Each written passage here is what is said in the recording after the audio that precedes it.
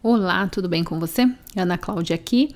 Diversificando um pouco mais o nosso conteúdo, voltamos à correção das questões de concurso, que foi sugestão aqui de um dos nossos inscritos no canal. Vamos tratar de uma questão de física das radiações.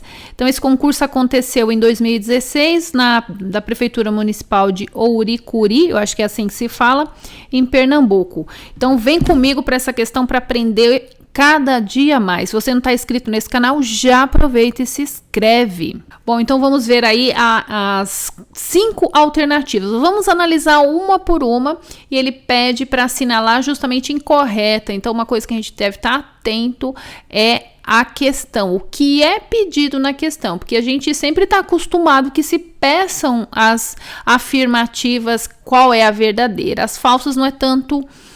não é muito comum, então a gente tem que tomar bastante cuidado aí no que a gente vai buscar nas afirmativas. Então, a primeira diz o seguinte: a intensidade da energia eletromagnética, ou seja, a radiação, é proporcional ao quadrado da distância de uma fonte pontual.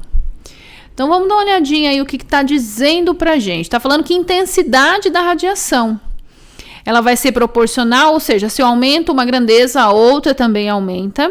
Está falando que é proporcional ao quadrado da distância de uma fonte pontual. Então, veja que nessa afirmativa, ele vai te remeter à lei do inverso do quadrado da distância, mas ele está dizendo algo contrário aí. Então, as palavras, às vezes, se a gente não tem aquele conceito bem consolidado, a gente é induzido ao erro por ver palavras parecidas com algo que a gente aprendeu. Então, olha, de cara aí tá falando intensidade. Na verdade, quando a gente fala de intensidade da radiação, ela diminui com o inverso do quadrado da distância. Então, percebe? Então, de cara, isso aqui é incorreto, né? Não tem como eu pular. De cara, a primeira é incorreta. Mas vamos ver as outras lá. Micro-ondas têm comprimento de onda medida em centímetros e interagem com objetos do tamanho de um alimento. Sim, né? Medida em centímetros e vai interagir lá com as moléculas do alimento. E vai levar a vibração dessas moléculas e, consequentemente, ao seu aquecimento. Vamos ver a próxima. Luz visível.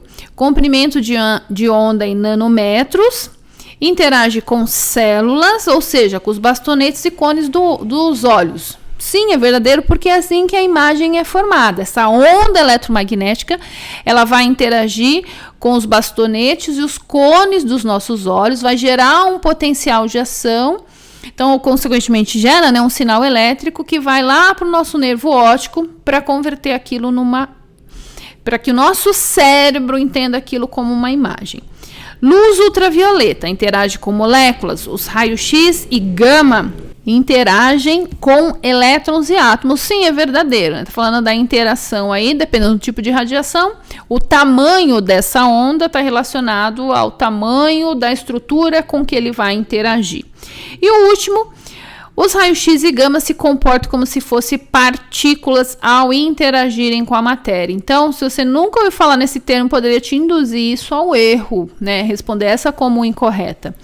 Mas existe uma coisa na física que a gente chama de dualidade onda-partícula.